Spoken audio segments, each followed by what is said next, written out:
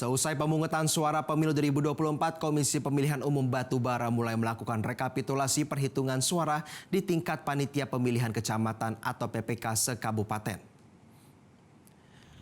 Rekapitulasi suara tingkat PPK digelar serentak di 12 kecamatan di Batubara. Seperti di Kecamatan Air Putih, rekapitulasi berlangsung di aula kantor camat ini mendapat pengawalan ketat dari kepolisian. Selain itu, rekapitulasi suara juga dihadiri saksi partai politik dan saksi calon legislatif, termasuk saksi dari panitia pengawas kecamatan atau Panwascam. Ketua PPK Air Putih Husni Mubarok mengatakan proses rekapitulasi suara di tingkat PPK akan berlangsung selama 6 hari ke depan.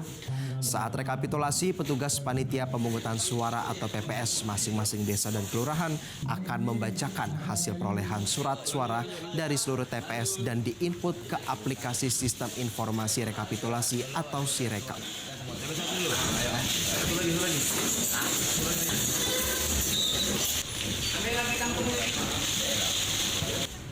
Jelajahi cara baru mendapatkan informasi. Download Metro TV Extend sekarang.